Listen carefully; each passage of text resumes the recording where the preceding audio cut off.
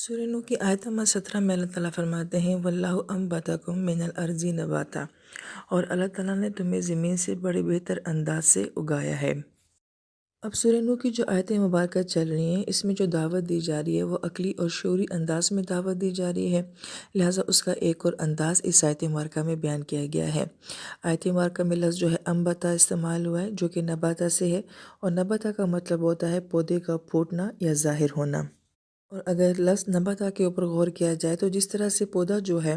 وہ پھوٹتا ہے اور آہستہ آہستہ جو ہے اس کی کلیاں کونپلیں جو ہیں وہ ظاہر ہوتی ہیں، بالکل اسی طریقے سے انسان جو ہوتا ہے وہ خون کا ایک لوتھڑا ہوتا ہے، گوشت کا ایک ٹکڑا ہوتا ہے، اور پھر اس کے اعضاء جو ہیں وہ اس کے وجود سے پھوٹنا شروع ہو جاتے ہیں۔ پھر نباتا کا جو دوسرا معنی بتایا جاتا ہے وہ یہ کہ اپنی حد کے اندر رہنا، اور اس کا جو تیسرا اور اہم معنی بتایا جاتا ہے وہ یہ کہ اون کا بہترین انداز میں بہترین ماحول میں پلنا اور بڑھنا جو ہے وہ نابتا کہلاتا ہے۔ اگر ان تمام معنی کے اوپر غور کیا جائے اور لفظ انبتا کے اوپر غور کیا جائے تو بہت ہی خوبصورت اللہ پاک کا انداز اور اس کی حکمتیں جو ہیں وہ ہمیں نظر آتی ہیں۔ پہلی غور طلب بات یہ ہے کہ جو لفظ پودوں کی افزائش کے لیے استعمال ہوتا ہے وہی لفظ اللہ تعالیٰ نے انسان کے لیے بھی استعمال فرمایا ہے، لہٰذا جس طرح سے ہر پودا جو ہے وہ ہر طرح کی زمین میں، ہر طرح کی مٹی میں اور ہر طرح کے ماحول میں نہیں اگتا ہے، ہر پودے کو ایک خاص ماحول اور خاص زمین چاہیے ہوتی ہے اور خاص محنت بھی چاہیے ہوتی ہے،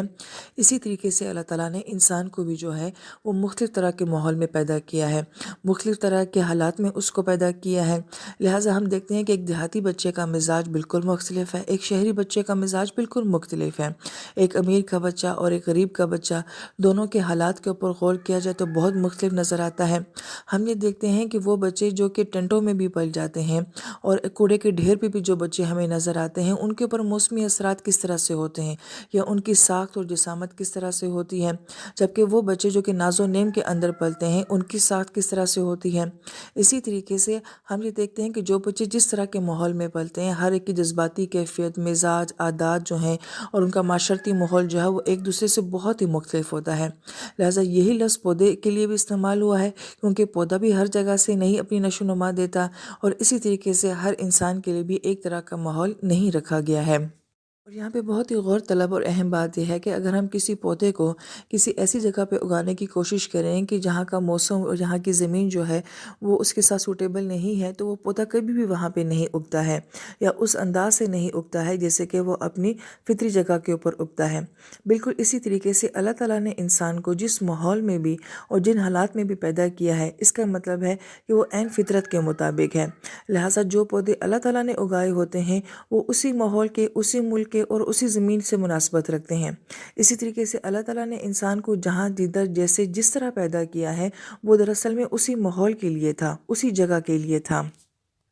پھر لفظ انبتا جو ہے اس لفظ کے اندر اپنی بہت زیادہ خوبصورتی جو ہے وہ پائی جاتی ہے۔ گرامر کے لحاظ سے لفظ انبتا جس قبیلے سے آیا ہے اس میں وہ فعل تو ایک ہوتا ہے مگر اس میں کام دو ہوتے ہیں، مثلا یہ کہ اللہ تعالیٰ نے اگر پودے کو اگایا ہے تو محض اگایا ہی نہیں ہے بلکہ اس کے اندر اللہ پاک نے ذائقہ بھی رکھ دیا ہے، حسن بھی رکھ دیا ہے، لہٰذا ہم یہ دیکھتے ہیں کہ جتنے بھی نباتات ہوتے ہیں یہ کھائے بھی جاتے ہیں مگر ساتھ ساتھ جو ہے وہ ان کا حسن اور ان کی خوبصورتی اور ان کا ذائقہ جو ہے وہ بھی ان کے ساتھ ہی ہوتا ہے، لہٰذا یہیں سے یہ معنی کہ یہ لفظ جو ہے اللہ پاک نے انسان کے لیے استعمال فرمایا ہے تو اللہ تعالیٰ نے انسان کو صرف پیدا ہی نہیں کی ہے بلکہ انسان کو اللہ تعالیٰ نے حسن بھی دیا ہے، عزت بھی دیا ہے، اکرام بھی دیا ہے، اور اس کی زندگی میں جو کچھ بھی ہے صرف یہ نہیں کہ اس کا جسمانی وجود ہے اور محض اس کی تخلیق ہے بلکہ اس کے ساتھ ایک دوسرا نظام بھی ہے جو ساتھ ساتھ چلتا ہے، اور یہ خوبصورتی جو ہے لفظ انبتا کے اندر پائی جاتی ہے۔ اب یہاں ہمارے ذہن میں ایک سوال آتا ہے کہ نہیں کچھ بچے تو ایسے ہوتے ہیں کہ جو کہ فاقہ زدہ جگہوں پہ پیدا ہوتے ہیں، یتیمی کی حالت میں پیدا ہوتے ہیں، غربت کی حالت میں پیدا ہوتے ہیں، تو پھر ہم کیا کہہ سکتے ہیں کہ وہ بچے جو ہے وہ بہترین ماحول میں پیدا ہوئے ہیں؟ یہاں پہ مفسرین کرام بہت اہم بات جو کہ ہمارا مائنڈ سیٹ کرتی ہے وہ یہ ہے کہ اللہ تعالیٰ نے جس انسان کو جن حالات میں بھی پیدا کیا ہوتا ہے دراصل میں وہ اسی کے لیے سوٹیبل ہوتا ہے۔ اب ہماری زندگی میں جو بھی حالات مشکل آتے ہیں یا ہم آس پاس اپنے ماحول میں جن بچوں کو مشکل حالات میں دیکھتے ہیں، اللہ تعالیٰ نے وہ سارے حالات انبیاء علیہ السلام کو دیے ہیں۔ مثلاً اگر ایک بچے کو اس کے اپنے ہی بھائی جو ہیں وہ کنویں میں ڈال کر آ جاتے ہیں، یا ایک ماں اتنی مجبور ہو جاتی ہے کہ اپنے ہی بچے کو ایک صندوق میں ڈال کے جو ہے دریا میں پھینک دیتی ہے، اس سے زیادہ مشکل حالات تو انسان نہیں دیکھتا نا۔ تو اللہ تعالیٰ نے یہ سارے حالات انبیاء کو دیکھ کے پہلے ہی یہ بات بتا دی ہے کہ مختلف سچویشن میں بھی جب اللہ تعالیٰ انسان کو پیدا کرتے ہیں تو یہی حالات جو ہیں بعض اوقات انسان کے لیے فیوریبل بن جاتے ہیں، اور یہی حالات جو ہیں وہ انسان کی ترقی کا باعث بن جاتے ہیں۔ لہٰذا ہم یہ دیکھتے ہیں کہ یوسف علیہ السلام کنویں میں ڈالے جانے کے باوجود، موسیٰ علیہ السلام دریا میں ڈالے جانے کے باوجود، یہ اپنے دور کی کامیاب ہستیاں رہی ہیں۔ اور ایون یہی فارمولہ ہم آج کے دور میں بھی دیکھیں کہ جو بچہ جتنے زیادہ ٹف حالات میں ہوتا ہے وہ اتنا ہی زیادہ قابل ہوتا ہے۔ ہم اگر لوگوں کی سکسیس سٹوری کو بھی دیکھتے ہیں تو اوپر آنے والے لوگ جو ہیں، کہ زندگی میں کوئی مقام یا ترقی حاصل کرنے والے لوگ جو ہیں، ان سب لوگوں نے اپنی زندگی میں بہت ٹف ٹائم دیکھا ہوتا ہے، اور لوور مڈل کلاس سے جو ہے وہ کتنے لوگ جو ہیں وہ اپر کلاس کے اندر جاتے ہیں۔ اس کا مطلب یہ ہے کہ جتنے زیادہ مشکل حالات ہوتے ہیں وہی انسان کے لیے آگے بڑھنے کے لیے زیادہ مواقع پیدا کرتے ہیں۔ اب یہاں پہ اگر آپ غور طلب بات دیکھیں کہ ایک پودا جو ہوتا ہے وہ بہت نرم و نازک ہوتا ہے، چھوٹا سا یہ ایک بیج ہوتا ہے، مگر وہ زمین کو پھاڑ کے جو ہے وہ باہر آتا ہے۔ لہٰذا جو پودا اور یا جو کمپل جو ہے وہ زمین کے اندر سے پھٹ کے باہر نہ آ سکے، لہٰذا وہ کبھی درخت نہیں بنتی ہے۔ اسی طریقے سے جو انسان جو ہے اپنے حالات سے، اپنی مشکلات سے جو ہے وہ باہر نہ نکل سکے، اپنے حالات کو نہ پھاڑ سکے، تو وہ کامیاب انسان نہیں بنتا ہے۔ لہٰذا اگر ہم آج کی تحقیق دیکھتے ہیں کہ جس مکھی کو اپنے خول سے باہر آنے میں جتنی زیادہ سٹرگل کرنی پڑتی ہے، اس کے پر اتنے ہی زیادہ مضبوط ہوتے ہیں، اور جو مکھی یہ سٹرگل نہ کر سکے وہ اپنے انڈے کے اندر ہی مر جاتی ہے۔ اسی طریقے سے چوزا جو ہوتا ہے وہ اپنے خول کو پھاڑ کے جو ہے وہ باہر آتا ہے، اور جو چوزا ایسا نہ کر سکے وہ اپنے خول کے اندر یا اپنے انڈے کے اندر ہی مر جاتا ہے۔ لہٰذا انبتہ کے اندر یہ معنی پہلے سے ہی ہمیں بتایا جا رہا ہے کہ مشکل حالات سے پھٹ کر جو ہے انسان باہر آتا ہے وہی خوبصورت انسان بنتا ہے۔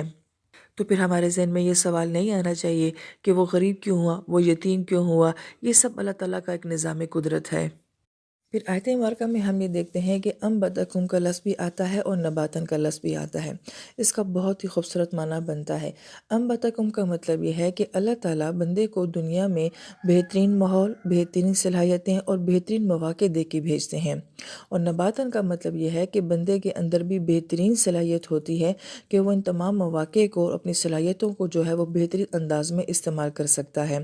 اگر آیت مبارکہ میں یہ ترتیب نہ ہوتی اور اگر اللہ پاک فرماتے انبتکم انباتن، تو اس کا مطلب یہ ہوتا کہ اللہ تعالیٰ نے تو بہت کچھ بندے کو نوازا ہے، مواقع بھی دی ہیں، صلاحیتیں بھی دی ہیں، ماحول بھی دیے ہیں، مگر بندے کے اندر صلاحیت نہیں ہے کہ وہ ان کو استعمال کر سکے، تو تب بھی یہ سب کیا تھا، ہمارے لیے نکارہ ہو جاتا۔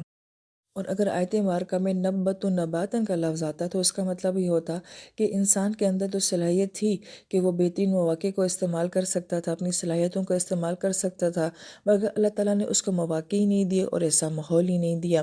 لہٰذا انبتکم اور نباتن جو ہے ان دونوں کا کمبینیشن یہ بتایا جا رہا ہے کہ اللہ تعالیٰ نے بھی انسان کو جو ہے وہ صلاحیتیں دی ہیں، مواقع دیتے ہیں، ماحول دیتے ہیں، اور انسان کے اندر بھی صلاحیت رکھی ہوئی ہے کہ وہ ان تمام مواقعوں کو استعمال کر سکتا ہے، اپنی صلاحیتوں کو استعمال کر سکتا ہے۔ لہٰذا اگر یہ ون سائیڈڈ معاملہ ہوتا تو پھر دنیا کیا ہوتی؟ کچھ بھی نہ ہوتی، جو جیسے ہوتا ویسے ہی ہوتا، نہ دنیا میں کوئی تبدیلی آتی اور نہ انسان کی زندگی میں کوئی تبدیلی آتی۔ یہی وجہ ہے کہ قرآن پاک میں انبتہا نباتن حسنن کا لفظ جو آیا ہے یہ مریم علیہ السلام کے لیے آیا ہے۔ انبتہا سے یہ معنی بتایا جا رہا ہے کہ اللہ تعالیٰ نے مریم علیہ السلام کے لیے بہترین ماحول، بہترین مواقع اور بہترین لوگ دیے جس سے کہ ان کی تربیت بہت اچھی ہو سکتی تھی۔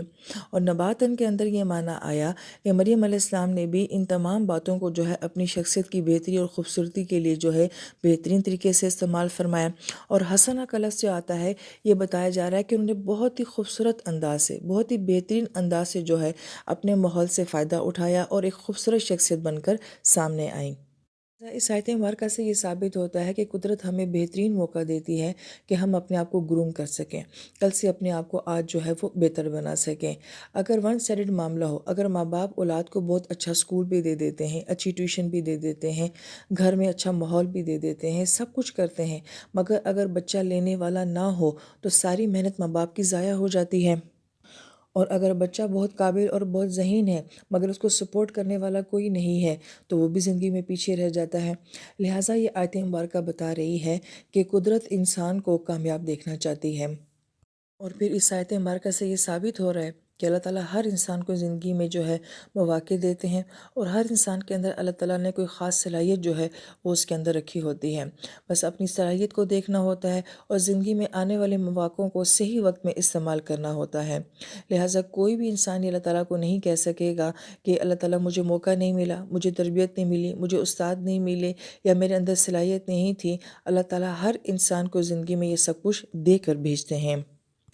لہٰذا اللہ تعالیٰ سے دعا مانگنی چاہیے کہ اللہ تعالیٰ ہر گزرتے وقت کے ساتھ آپ مجھے کل سے زیادہ بہترین اور قابل اور صلاحیت والا انسان بنا دیں۔ آمین یا رب العالمین۔